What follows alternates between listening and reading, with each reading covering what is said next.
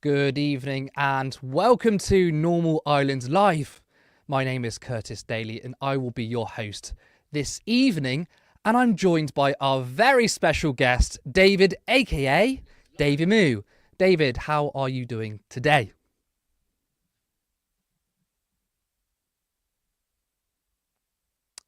We've got a bit of audio issues here. David, can you hear us?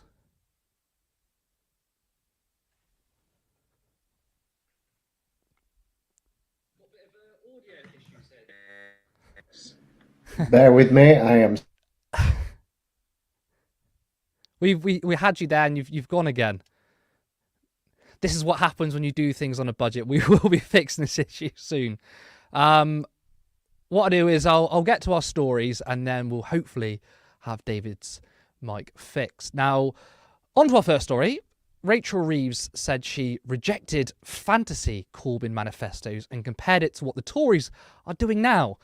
This was a piece Reeves wrote on Saturday in none other than The Sun. The approach the Conservatives are taking now is the same as the approach Jeremy Corbyn took, and I totally reject it. I'm not going to offer you a fantasy manifesto that writes checks we could never cash. I'm sure that's a Top Gun reference. I will never do this. We are a changed Labour Party. I will never play fast and loose with your money. Now, elsewhere in the article, she writes about how tired she is.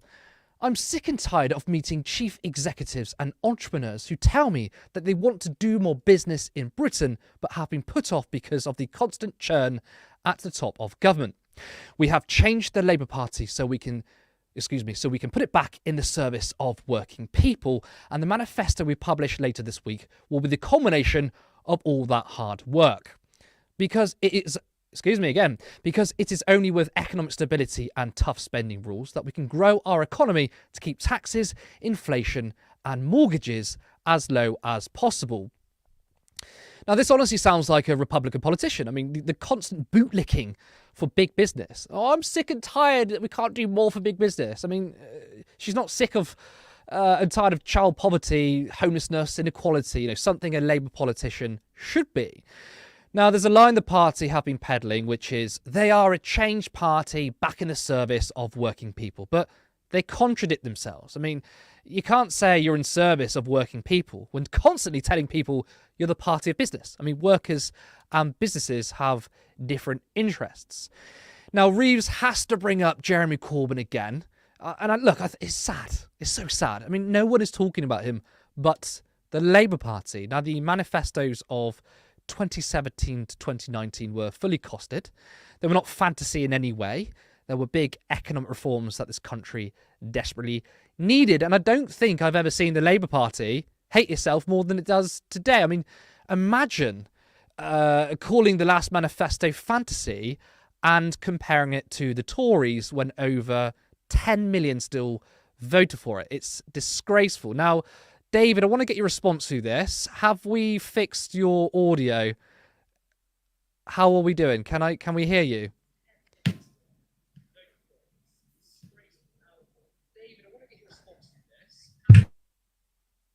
Still issues with the I audio. wish I knew. I can sort of hear you through something else. Can you hear me just before I start? Okay. There's a slight delay, but I'll go slow. I just wanted to get your response to Rachel Reeves writing in The Sun to bash Jeremy Corbyn. There's a slight delay, but I'll go slow. I just wanted to get your response to Rachel Reeves writing in The Sun to bash Jeremy Corbyn. Yeah, so I find the whole thing quite interesting. I looked over this when I realised that it was happening, and John McDonnell actually sold the 2019 manifesto to the financial market. He explained very specifically like the spend functions and how things were going to work. So it was something that he very carefully sold to financial markets. So there was, it's just hoodwinking in terms of anything to do with whether Labour was lying in the 2019 manifesto. I also think that it doesn't speak well to anyone that's still in the Labour Party, but apparently they were a party of liars and now they're not. So that's a very interesting point to make. But additionally, when Reeves talks about uncosted manifestos, I also find that quite a fascinating talking point. Because if you want to talk about lying in a manifesto because you haven't costed it. Like, there is also the case to be made that costing a manifesto also limits what you can do after the fact. If you say we fully costed this and then things change, as we're often told by Keir Starmer that it does that not mean that you've locked into doing the thing that you've already decided that you're going to do? Ultimately, I think that costing a manifesto is something that there's value to. I can see why people want to do it. But saying that Labour had lied about it, I just think that that's not the truth. And for example, there's kind of a lack of vision in some of the stuff that I think that they're offering, because one of the things I was listening to, I think it's No Justice was talking about today, us no longer being subject to the Lisbon Treaty means that we could have actually fully funded the 28 billion green plan that Labour originally had, because we wouldn't have then had to subject that plan to scrutiny through the EU, because it wouldn't have meant that we'd have had to make sure that it was fair, that people in the EU could compete properly. So really, it to me, costing this manifesto and then talking about fiscal responsibility, really, it's kind of a buzzword for a lack of vision in my humble view. But I don't know whether that's what you might potentially think. There's also the case for arguing that, I think it's the Lib Dems are pushing for the idea that the OBR could independently cost manifestos.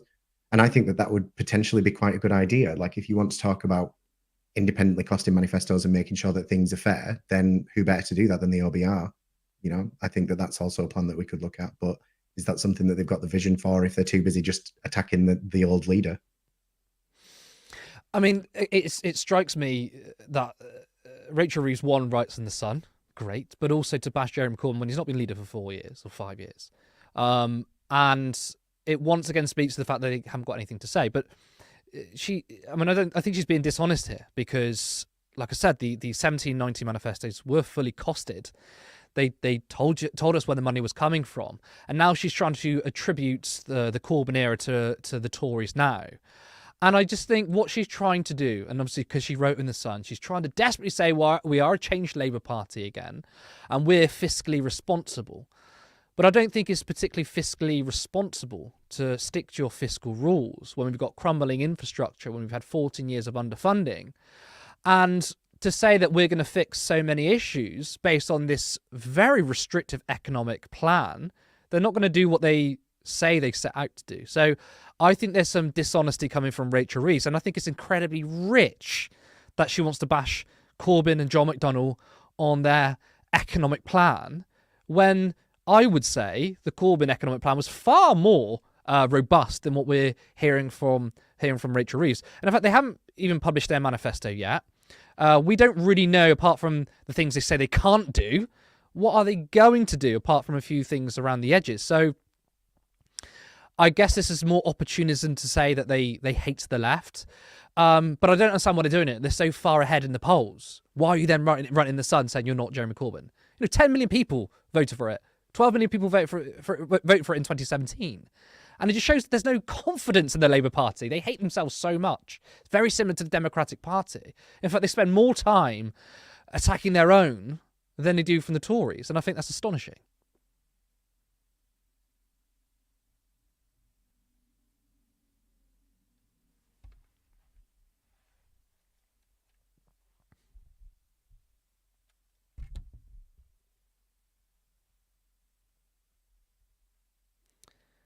Do we have a delay here, or can you still hear us, but you're just delayed?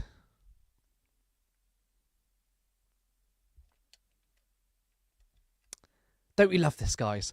Actually, do you know what? I usually wait until mid-show to plug our Patreon, but I'm going to do it now because it feels appropriate. One, because David is still sorting out his tech issues.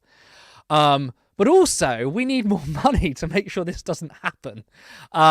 So if you want a more professional setup, and we tried our best, then you can support us on Patreon for just £3 or £5 per month. This money will go to, wages. It will go to having our guests on, and it will go to upgrading our equipment. Now, of course, this hasn't happened yet. This is the first time. It also would have been unexpected to not have this. I mean, it was always going to happen. But if you do want to help, you can go to patreon.com/turnleftmedia. David, how we doing? I think David is leaving and coming back. What we can do actually is to go to some of our comments. I haven't seen them yet. If you want to get them on screen, and maybe we can go through a couple while we wait. And also leave some love for David, who's trying to sort his camera equipment out. Sneaker, who the lovely guest who was on last time, Keir's saying he couldn't afford to tax the wealthy the other day, felt disingenuous to say the least. I mean, that is actually a good point, because in the debate between him and Rishi Sunak, he said, well, we're going to end the tax loopholes. We're going to reform capital gains tax to essentially end loopholes for the super rich, which, I mean, in my opinion, it's not increasing taxes on the wealthy, but rhetorically, he's saying he wants to increase taxes on the rich, and now he's saying he can't afford it. Also, that makes no sense. That's economic illiteracy to say you can't increase taxes on the wealthy. Do we have any more comments? Hadrian's Wall, Labour are suffering from CDS, Corbyn derangement syndrome. Right you are. They've been suffering from that for a very long time. I remember, and I've said this so many times, that when Jeremy Corbyn became leader in 2015, it was all but forgotten that Ed Miliband even existed. Nobody talked about him. The Labour Party didn't. The Tories didn't. And of course, the media didn't. But they're still talking about him now, and I think that's absolutely incredible. Do we have any more comments? Katie Marshall, hi Curtis, what are you expecting from the Tory manifesto tomorrow? Very good question. I think I expect it, I could be completely wrong, I expect it to be quite light, policy light. However, there are some backbench rebellion that wanted to beef up the Tory manifesto to talk about more tax cuts. Some Tory backbenchers wanted to see a cut on inheritance tax, which I don't think they will do. Because, look, if they're trying to compete with the Labour Party and the cost of living, it seems like an extraordinarily strange move to make to cut inheritance tax. I think that there will be a lot of culture wars in there. They're going to talk about trans people in bathrooms. They're going to talk about defence mostly, which, again, incredibly ironic. Part of their base is obviously people who are very, patriotic, care about our war veterans, and then Rishi Sunak leaves D-Day early. There's not really much they can do, if I'm honest, but they'll try their best. Bernie Burrows, exactly. They are supposed to be telling us what they're doing and not what they can't do. Bloody hate Starmer's bunch. Right you are. I do hate them too. And it's astonishing because in the run-up to an election, even if the Labour Party historically hasn't been that progressive, let's talk about Tony Blair, for example, they still talked about what they were going to do. I mean, I think the difference between now and 1997, yes, Tony Blair, I was actually speaking to Owen Jones the other day, and he said Tony Blair never pretended to be Tony Benn. He set out what he wanted to do. He said that I'm more of a moderate, but they still offered policies like the minimum wage, like investment, Sure Start, devolution. But Keir Starmer is offering nothing. So it's a very good question. I believe we may actually have David back. If you just want to plug in your headphones, though, because I can hear an echo. But we definitely, it looks like that there's no delay anymore. By the way, I just want to say thank you so much. We've got 48 people watching, and you're dealing with the technical issues we've got. So I do really appreciate that, and I really appreciate your support. But we should have David back now. David, are we all good to go?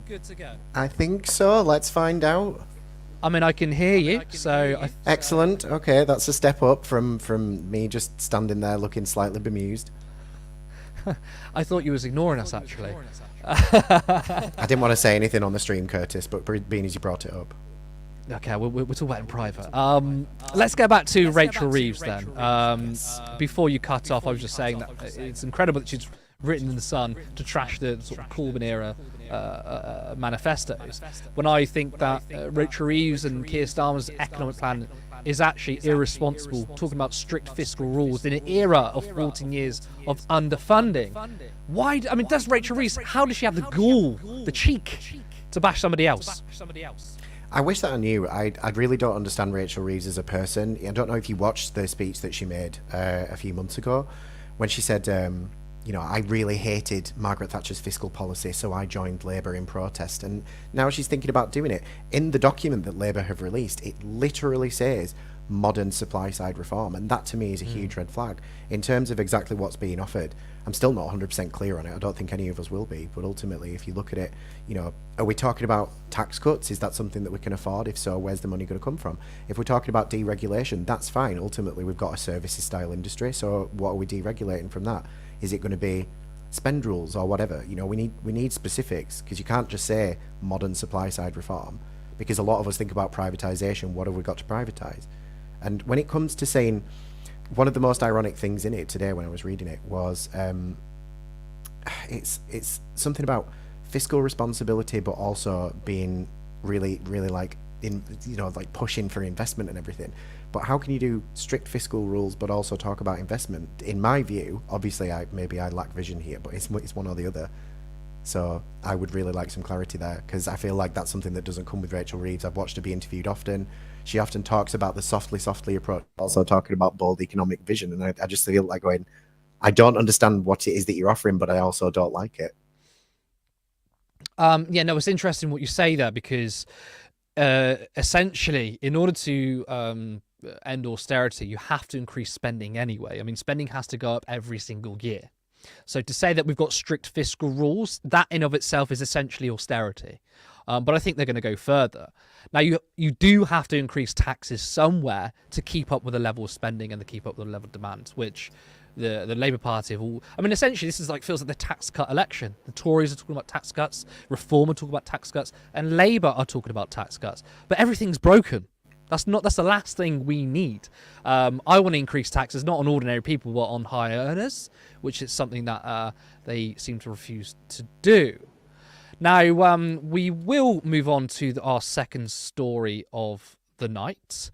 On Saturday, the IDF rescued 4 hostages around the Nusrat refugee camp, but killed an estimated 274 in the process. Now, from what we can see, it doesn't seem like that the operation was a targeted one, but in fact caused mass destruction with the use of airstrikes. Now, the airstrikes hit two hospitals, Al-Aqsa Hospital and Al-Orda Hospital. I think my pronunciation was a little bit wrong there.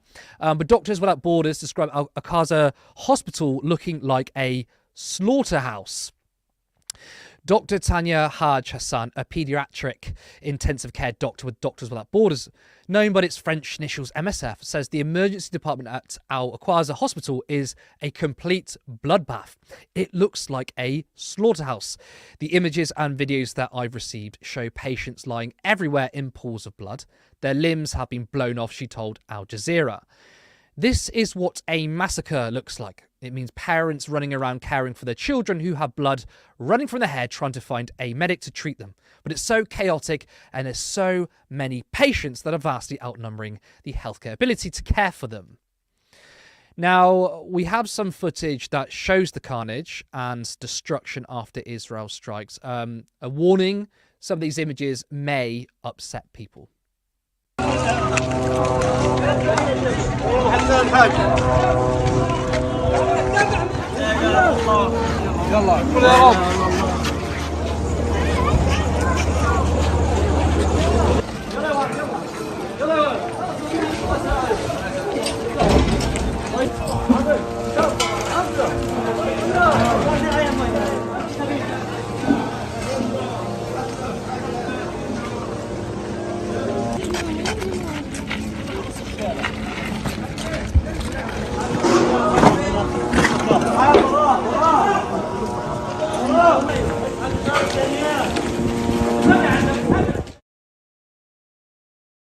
Now, it's no surprise that people are praising the rescue mission whilst completely downplaying the nearly 300 people killed.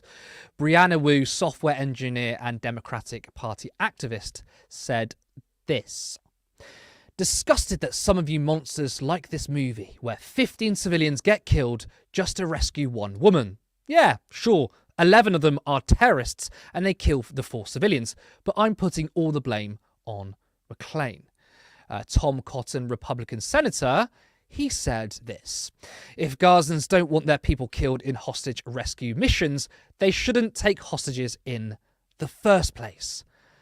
I mean, that's a pretty sick thing to say. I mean, Israel is clearly not targeting Hamas. They are going after schools and hospitals with indiscriminate strikes. Hundreds of innocent people were killed.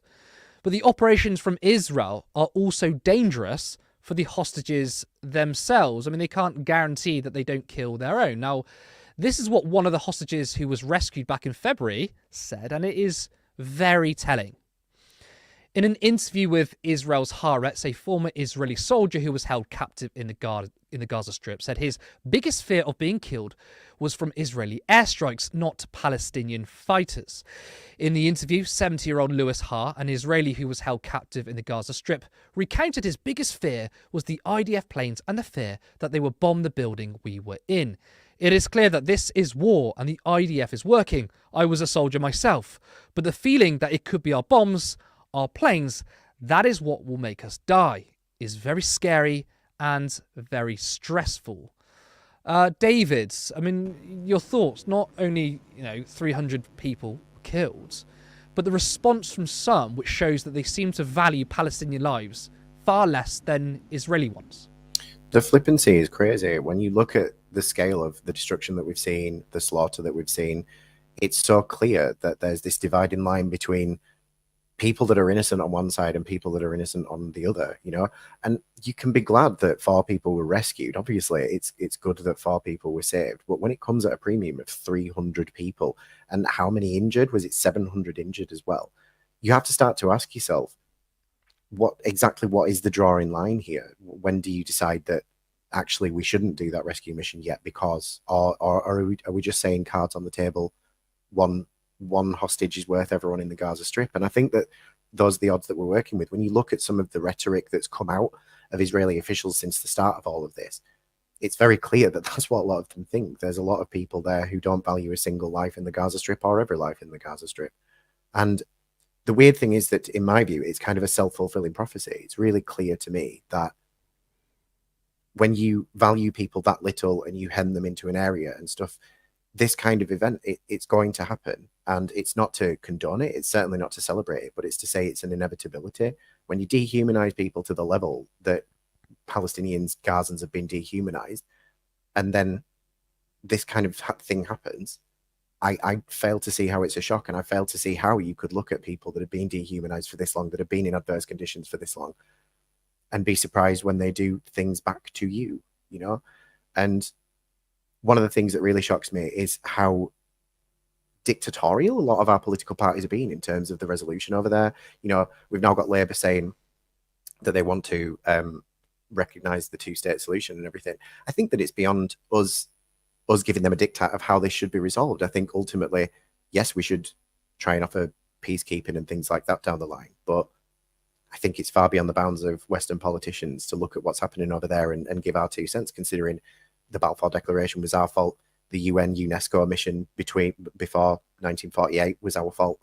Everything that's happened subsequently, we've been involved in one way or another. So, at some point we have to say, you guys have to self-govern, and for better or worse, what's going to happen is going to have to be some terse talks. And I just, it blows my mind that our politicians are either saying how this should end, which is not our right to do, or making flippant jokes about it. Tom Cotton is a fool anyway. That's the senator who said, was asking the guy from a completely, I think he's Singaporean, he was asking him whether he'd ever been a part of the Communist Party, So what he knows about what's going on in the Gaza Strip, probably a lot less than your average person knows now, because we're all making a concerted effort to learn, whereas Tom Cotton thinks that flipping through the pages of, I don't know, whatever right-wing magazine it is that he decides to read is probably giving him the whole picture.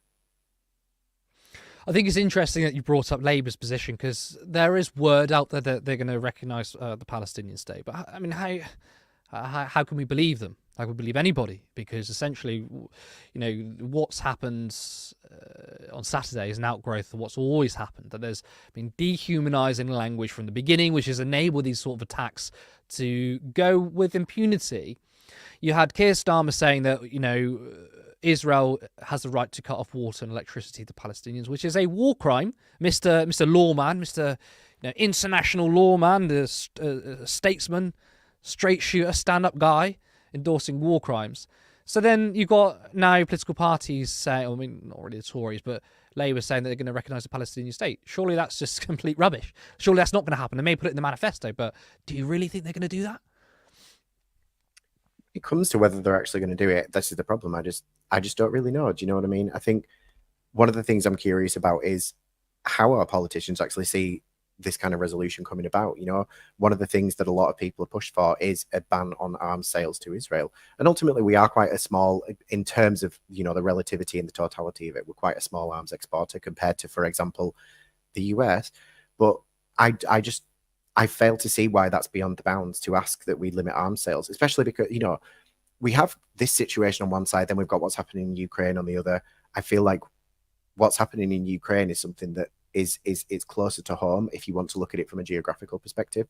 So how about we don't sell arms to the people that are credibly being accused of war crimes by the ICJ, and we give it to people that are actually fighting a war of attrition? If you want to look at it in such, you know, coarse terms, something, you know, there has to be a redressing of the imbalance here, and I feel like it's on us to figure out how that has to be.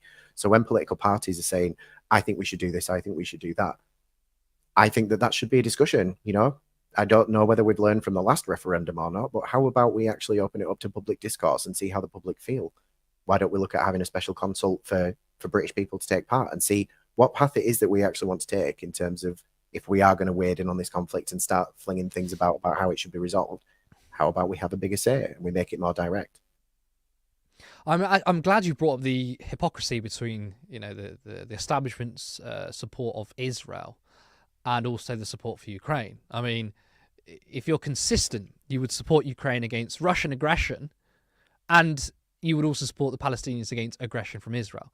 And I love that. The liberals can't seem to see that. They're really strong on Ukraine, got their, you know, Ukraine flags in their bio, but also they're happy to, you know, dehumanize Palestinians and think that an ethnic state is actually a liberal virtue. Well, it's not, because actually you take a lot of liberals, you talk about, oh, let's have a white ethnic state in Britain. They'll say, well, that's fascism, that's wrong. And obviously, yes, it is wrong.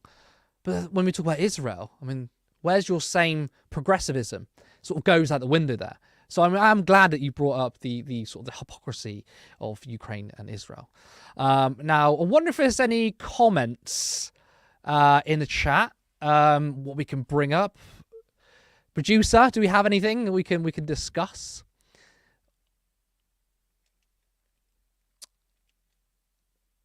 There's a lot of technical issues going on tonight. I do apologise. We will have this fixed. But again, and actually that brings me perfectly again to our voluntary. God, I can't get my words out today. To get to our fundraising segment. Now, as you know, Turn Left is still voluntary. We do have multiple people working on the shows. We've got a producer in the background who's just trying to fix all these issues live. This is all outside our paid jobs. We all work full-time elsewhere to bring this to you. So we would really appreciate if you hit the subscribe button and share our content. And if you can support us on Patreon for £3 or £5 per month. The goal is to become a fully funded media organisation where people can dedicate their time to Turn Left with a wage. You can do that by going to patreon.com/Turn Left Media. Now, on to our next story. The Liberal Democrats have launched their manifesto called For a Fair Deal. Now, we will be breaking down the main pledges of the manifesto, which includes scrapping the 2-child benefit cap, increasing taxes on the wealthy, and replacing first past the post with proportional representation. The manifesto is of course, fairly big, so, you know, we'll go through some of the main pledges, but we don't have time to talk about every single policy. Now, with thanks to Politics UK for providing the entire manifesto on a Twitter thread, these are some of the main pledges. Give everyone a new right to see a GP within 7 days or 24 hours if it's urgent, with the extra doctors needed to make it happen, and by introducing a universal 24/7 GP booking system. Strengthen democratic rights and participation by scrapping the Conservatives' voter ID scheme and giving 16 and 17-year-olds the right to vote. Introduce proportional representation for elected MPs and local councillors in England, and cap donations to political parties. Reform the House of Lords. Hold big companies to account by giving them a duty to protect the environment, including banning water companies from dumping raw sewage into rivers, lakes and coastal areas. Invest in renewable power and home insulation to drive a strong economic recovery. Bring down energy bills and create clean, secure, well-paid new jobs. Reversing Conservative tax cuts for the big banks, restoring bank surcharge and bank levy revenues to 2016 levels in real terms, increasing the digital service tax on social media firms and other tech giants from 2% to 6%, fairly reforming capital gains tax to close loopholes exploited by the super wealthy, meeting the UK's commitment under the Paris Agreement to reduce emissions by at least 68% from 1990 levels by 2030, establish mental health hubs for young people in every community, and introducing regular mental health checkups at key points in people's lives when they are most vulnerable to mental ill health. A 4% tax on the share buyback schemes of FTSE 100 listed companies to incentivise productive investment, job creation and economic growth. They also want to fix the broken statutory sick pay system by making it available to more than 1 million workers earning less than £123 a week, most of whom are women, aligning the rate with a national minimum wage, develop a digital strategy to enable care users to live tech-enabled lives, and a minister for tackling loneliness. The Lib Dems plan to achieve this with a substantial increase in both taxes and day-to-day spending, exceeding what Labour is expected to propose in its manifesto. Now, annual spending would rise by £26.8 billion by 2028/29, with health and social care receiving the majority of the additional funds. An investment of £8.3 billion would provide 8,000 additional GPs, ensuring guaranteed access to an NHS dentist and enhanced cancer research and treatment. They also want to increase the carers allowance by £20 per week, which will cost £1.4 billion. The Lib Dems also plan to increase spending on defence by 2.5% of GDP. Now, there are tax rises which are, going to be used to increase spending on targeted areas. What they haven't mentioned is increasing the funding for local authorities.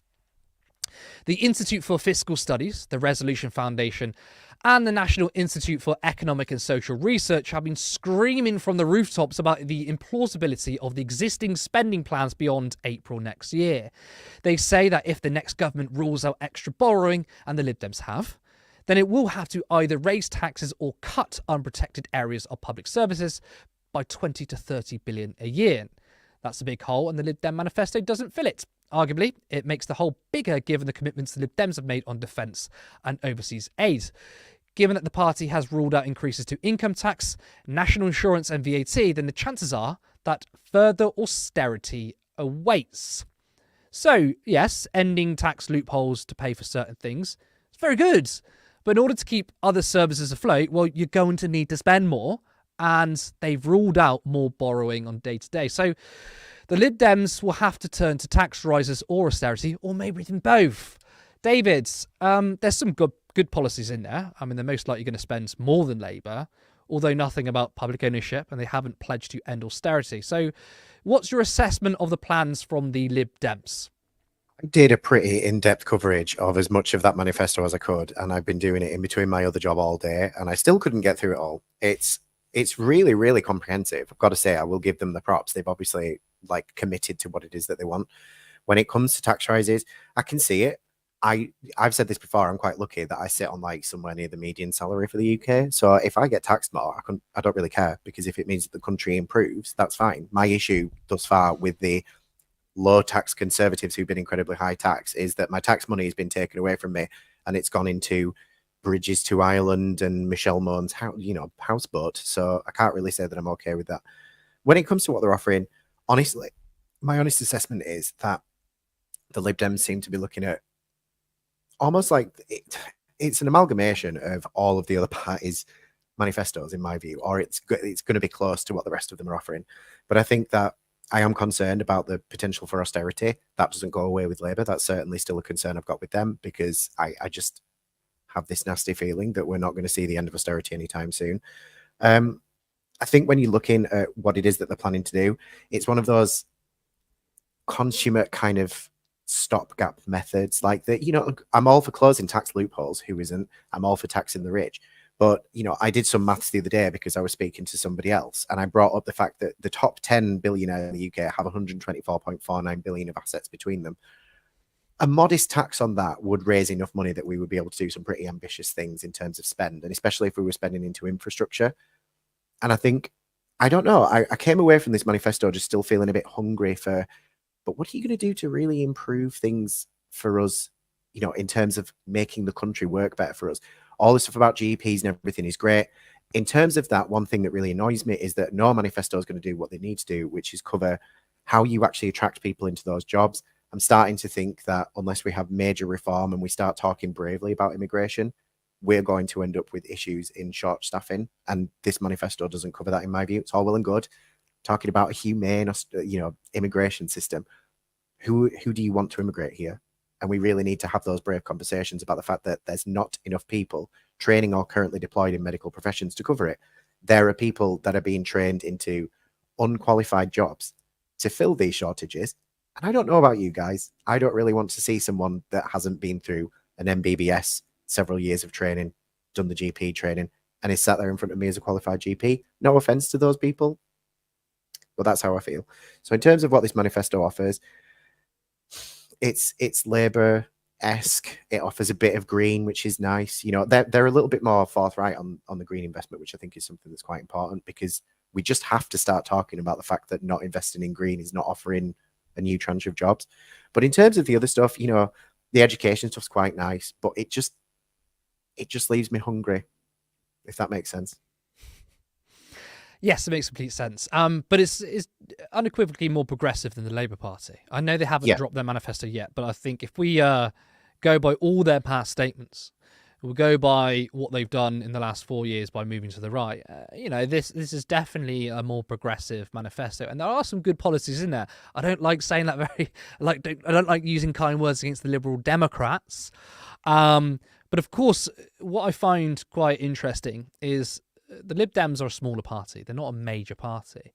Be a bit more radical. I mean, the Greens are. And that's actually one of the criticisms from those who inside the Labour Party. They say, well, the Greens, they can promise anything, unicorns and stuff, but they're never going to be in government to implement it. Obviously, I push back on, actually properly funding NHS is like a pipe dream. But also, of course, they're going to excite the electorate. I mean, why would you get a small political party saying, by the way, we agree on the major parties that austerity is good, so yeah, you're not going to get people to vote for you. So I was, there are some good policies in there, but I thought they'd be a bit more radical given that they're not a major party. And also, maybe they could have helped shape the debates with Labour going into government. Maybe they wouldn't be the main opposition, but could have been a particular voice of an opposition, or maybe like a rainbow opposition, which hasn't really appeared and materialised in there. I think they made a mistake, by the way, for not electing Layla Moran as leader. Now, if we move on to housing and social security, the Lib Dems, they will tackle child poverty by removing the 2-child limit, and the benefit cap sets a target of ending deep poverty within a decade, and establish an independent commission to recommend further annual increases in universal credits to ensure that that support covers life's essentials such as food and bills. Support pensioners by protecting the triple lock so that pensions always rise in line with inflation, wages, or 2.5%, whichever is highest. Scrapping the bedroom tax, ending the young parent penalty for under 25s by restoring the full rate of universal credit for all parents, regardless of age. Onto their housing policies. Increasing building of new homes to 380,000 a year across the UK, including 150,000 social homes a year through new garden cities and community-led development of cities and towns. Delivering a fair deal for renters by immediately banning no-fault evictions, making 3-year tenancies the default, and creating a national register of licensed landlords, giving local authorities, including national park authorities, the power to end right to buy in their areas, ending rough sleeping within the next parliament, and immediately scrapping the archaic Vagrancy Act, abolishing residential leaseholds and capping ground rents to a nominal fee so that everyone has control over their property. David, the Lib Dems have promised to scrap the 2-child benefit cap. They want to allow local authorities to end right to buy and are banning no-fault evictions, which already outflanks Labour to the left. So based on what the party has been saying for the last couple of years, the Lib Dems are the left-wing version of Labour. I mean, I'm not surprised by it. I mean, really, if you look at the Lib Dems and stuff, and if Labour was in the classic position, then the Lib Dems really were where Tony Blair kind of wanted to aim, supposedly, which was third way politics. Oh, social progression, but also fiscal conservatism, this mythical, you want to talk about unicorns, let's talk about that entire approach to British politics. It just doesn't seem to work. We tried it before. We're apparently trying it again. Let's see how it goes this time, because obviously Tony Blair worked so well with, you know, those little war crimes, and then we had David Cameron, and now we've got Keir Starmer just blundering back in.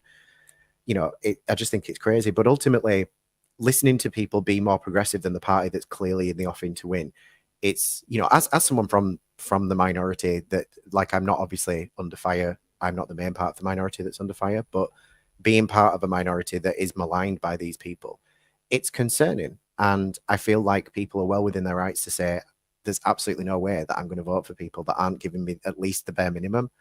And there needs to be a reframing of the whole conversation when it comes to progressivism in the UK, because one of my favorite things that's happened regularly is I get pro-conservative people saying, well, we brought in gay marriage. And it's like, the majority of conservatives voted against it.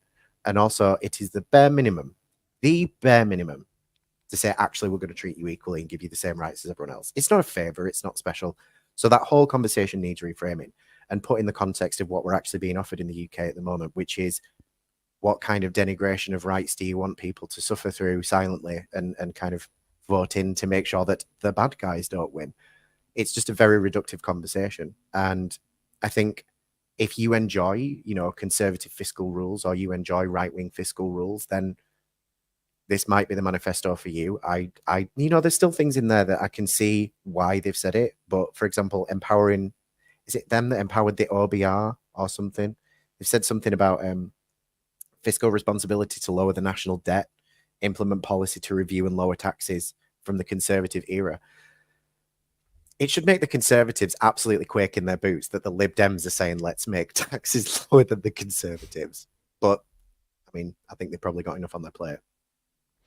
I also want to just say I was definitely being sarcastic when I said the Lib Dems were the left-wing Labour. I hope you picked up on it. They're the centre grounds-ish, centre-right, because the Labour Party, I think, are pretty right-wing.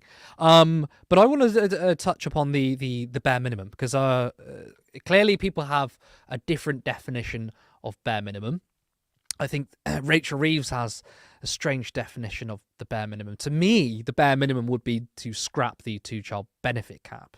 I think looking after the most vulnerable and poorest people in society is the bare minimum, not cutting taxes for or income taxes. I mean, look, I don't know if it's going to be the manifesto, but Rachel Reeves wrote an op-ed saying that they wanted to cut taxes, including the rich.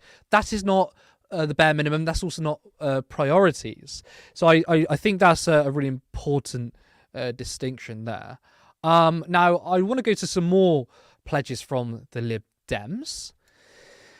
They want to advocate for an immediate bilateral ceasefire in the Israel-Gaza conflict to resolve the humanitarian catastrophe in Gaza, get the hostages out, and provide the space to reach a two-state solution based on 1967 borders with security and dignity for Israelis and Palestinians. Respect and defend the rights of people of all sexual orientations and gender identities, including trans and non-binary people. Ban all forms of conversion therapies and practices. Scrap the Conservatives' draconian anti-protest laws, restoring pre-existing protections for both peaceful assembly and public safety, and immediately halt the use of live facial recognition surveillance by the police and private companies. Now, the point in regards to Palestine is about the most you would expect from a political party. I mean, it doesn't mention anything about Israel's war crimes. I mean, I guess you wouldn't expect that from the Lib Dems. They have pledged to recognise the state of Palestine with immediate effect, something that the Labour Party, they might do. You know, there's signals there. We're not quite sure. We'll wait for the manifesto to drop. They do want to commit to ending all forms of conversion therapies and defending the rights of trans and non-binary people, and also scrap the anti-protest laws. Now, Labour have been weak on social issues, including trans people. They haven't committed to reversing the anti-protest laws. I remember that Keir Starmer said he wanted to wait for these laws to bed in, whatever that means. And they have been abysmal on Gaza. Again, they haven't released their manifesto, but to compare this to the statements Labour have made, once again, the Lib Dems have outflanked them to the left. David, your response to that, especially on Israel-Palestine and their social issues? Again, I can't say that I'm surprised. In terms of the moderation that Labour's seen, there's just no way that they're going to offer these more progressive policies because they're so frightened by the ghosts of, you know, socialists past, that they don't want to be associated with things that seem to be progressive because they've attracted this whole new voter base. But when it comes to, you know, the right of the issue, this is why I often talk about ideology. It seems to me like they've had to win over a lot of people that are sad ex-conservative voters, and so they've committed to this ideology of conservatism, and that's all the way up to the top of the boots. You know, they're talking about fiscal responsibility, they're talking about being less caring on social issues, and it should be a huge concern. And I think that it should be a wake-up call to them that the party that's normally to the right of them on several issues, because they're supposed to be a more centrist party, is offering stuff that's more progressive. Of course, if you've got a party that's consummate centrist, then they're going to offer some policies that are your way and some policies that are the other way. So it should really frighten Labour that they're in lockstep on certain taxation issues, but they're being outflanked to the left by this kind of issue. When it comes to recognizing a Palestinian state, then you just have to look at the objectivity of the issue. This has been going on for 76 years now. And, you know, I'm sure we're all educating ourselves about it. I'm currently about just almost halfway into the ethnic cleansing of Palestine by Ilan Pappé. And when you read about the kind of the provenance of all of this, it's very clear that it was a supremacist argument from the start to establish kind of like a Western atoll in the Middle East, so that it was easier for trade, so that we could gentrify the area and stuff. It's colonization circa 2024 now, and it concerns me that it's controversial for the political party that's going to take over to say, you know what, you might have gone a bit too far. Not, you know, obviously, like, there was a kind of like murky, we're not really sure what's going on at the start. If you want to, like, let's not say that October 7th was the start, but from the start and then moving through it, the fact that they've not moderated their position when they've been given so many opportunities, the fact that they even subverted what I would say is democratic process by just accidentally the speaker deciding to completely mess with opposition day, that was appalling. And that's what Labour are saying that they're going to do. So it's not, you know, people can be all airy-fairy about, oh, you just missed the halcyon days of Jeremy Corbyn. It's not about that for people like me, and certainly not other people of our political dint. It's about the fact that we've seen a political party that was offering things that we thought this country needed moderate itself into a position where they might win, but they've hemorrhaged a lot of what we care about. And when it comes to the decency of the issue, Palestinian people, and this should not be controversial, deserve to not be oppressed, deserve to not be blockaded, and deserve to self-determine. When it comes to things that are happening in the UK, the Lib Dems are committing to abolish conversion therapy. I don't know if people just don't understand what that is, because it sounds like quite a demure term. Conversion therapy is sexual torture. It's castration using drugs. It's sexual violence. That's what we're standing against. So if Labour's manifesto comes out and they're not saying that they'll do the same thing, people should genuinely be frightened about what it is that they're voting for and why it is that they felt they had to move into that position in order to win. And I don't think that it's beyond the bounds for us to be able to say, I have a moral objection to saying that that's the party I'm going to vote for. But that kind of conversation's been completely neutered. And that's where we really need to start having conversations. It's okay to question these things. It's okay to do that.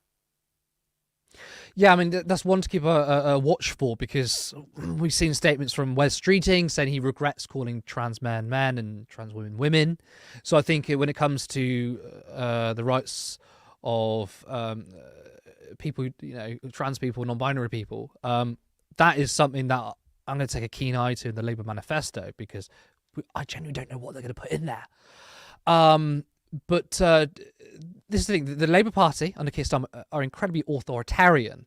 And one thing we do have confirmation on is that Labour aren't going to fully scrap the anti-protest laws from the government. And again, as I referenced earlier, when it happened, Keir Starmer said he's going to let it bed in first.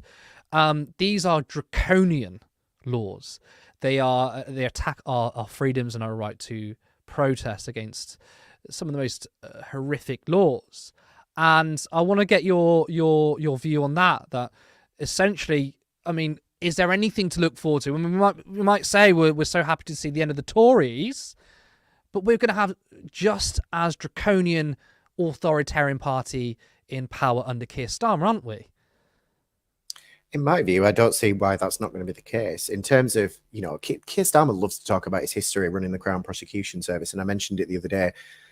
I'm not going to say that that's an easy job, and I'm certainly not going to say that, you know, you can do that whilst being like, you know, scary hard leftist. But at the same time, when I read some of the stories that he's involved in, yes, he did some good. And there's no like people that want to deny that. I just think are a bit churlish. He did do some good in that position.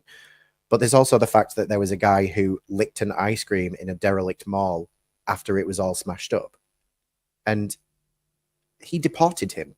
The Crown Prosecution Service deported him for licking an ice cream in a derelict mall. You know, so I don't really want that flavour bringing to the government. It frightens me. And when it comes to not repealing these protest laws, whenever I hear anybody say that, what that tells me is you're going to do something that we might want to protest about. For me, the issue is already pre-warmed. We're talking about it now. We're talking about Israel-Palestine. If Labour takes an unfavourable position on it and we continue to protest, are we being told that the incumbent government is going to fight back against us? And that's why people should be concerned.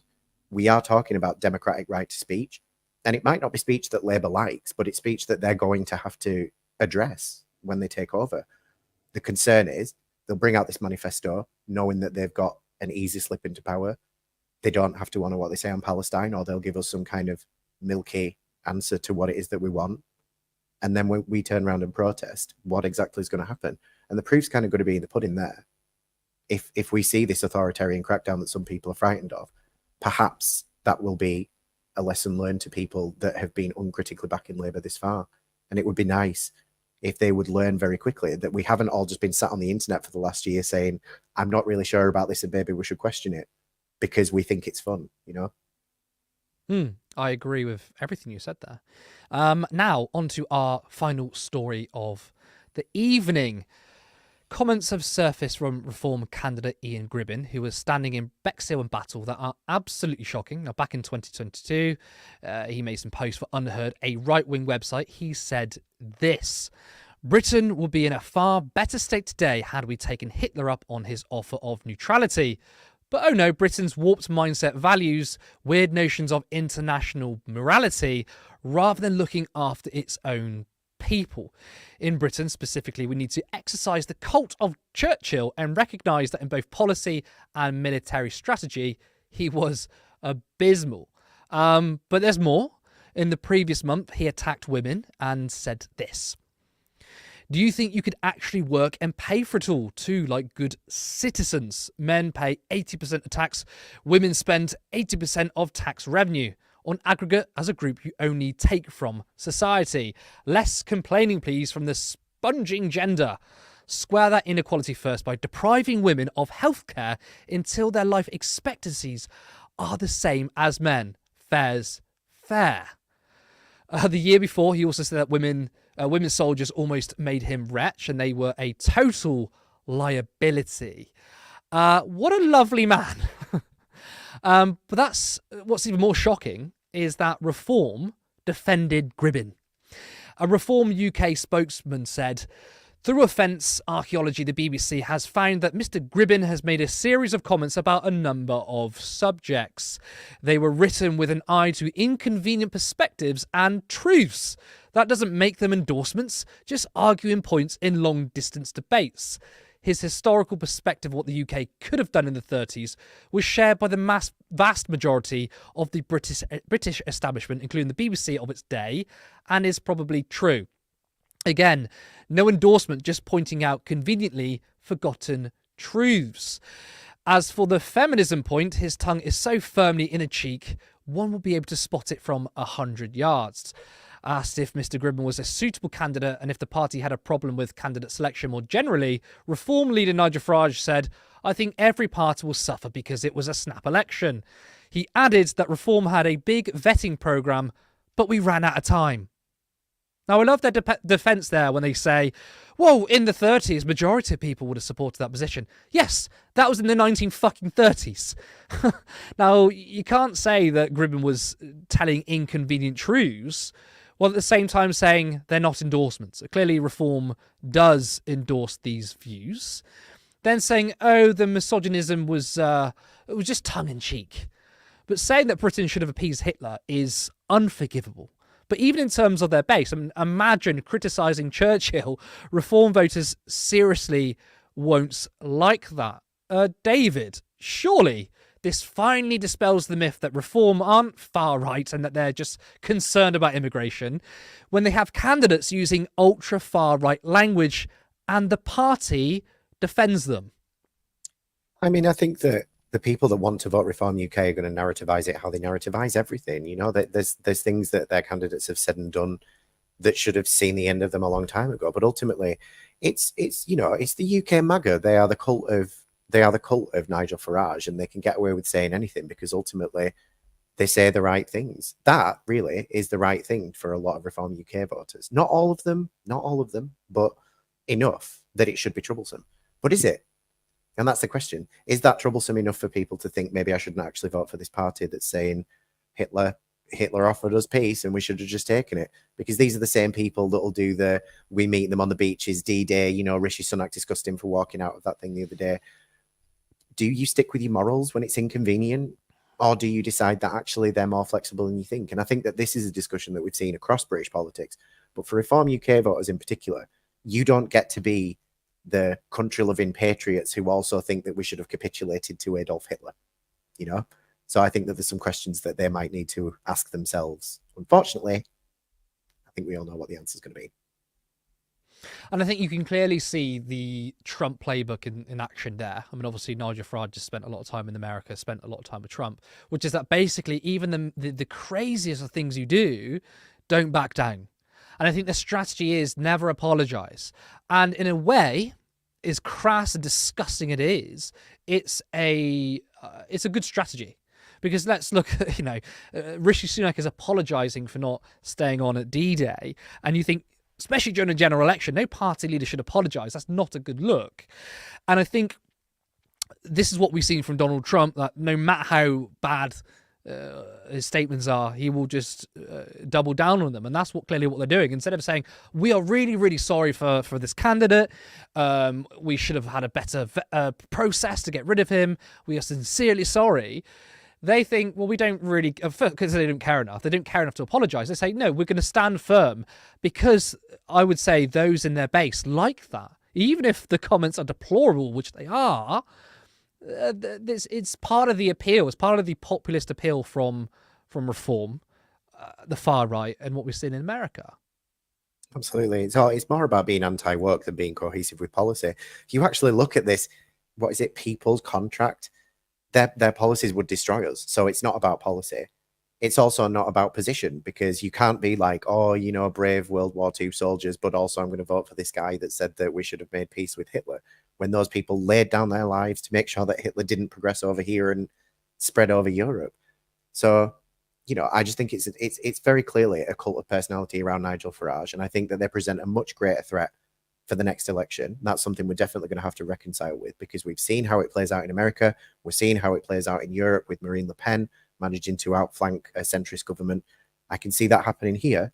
The sooner the people wake up to it, the better, because that's what we're headed to. And also, I think it's a glaring contradiction, and you actually brought it up, which is, you know, the fascists say they love our troops, they love this country. It's proved that they don't. They never did. They don't care about our troops. They've said nothing, and Reform don't say anything about homelessness, seriously. I mean, they might virtue signal it, but they don't actually have a policy on ending homelessness, which a lot of vets are. And they'll virtue signal their way around saying, we're the only ones that care, we're the patriotic ones, the left, they're the one that hates this country. But when it comes down to it, they don't care. They don't care about our troops. They don't care about this country. I mean, that's proof there. You literally have someone who said we should have probably appeased Hitler. Probably the worst thing you could possibly say in a general election. So I think people need to understand that fascists do not care about anyone. They don't care about our British people or anyone in this country. Look at their economic policies. I mean, you've got Nigel Farage talking about reforming the NHS. We know what that means. One candidate said that actually, if you hit a certain income bracket, you should start paying. Look at the policies on, universal credit. They ain't got any. But if they did have, they'll be scrapping it.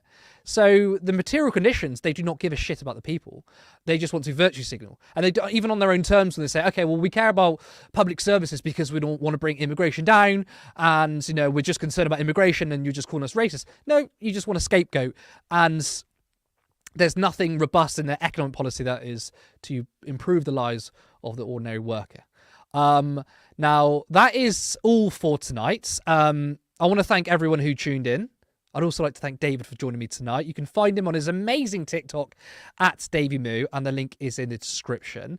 Also, thank you for bearing throughout the technical hiccups. Again, this is only our 5th ever live show. It's done a zero budget. We're all volunteers here, but we're working hard to bring the content to you, to bring an unfiltered truth on the general election, because God knows how poor the mainstream media and our client journalists are. They're only there for spin and access, whilst we are here for truth. Now, make sure you tune into our next live show this Thursday at an earlier time of 7 p.m. I'm Curtis Daly. Thank you, and see you next time.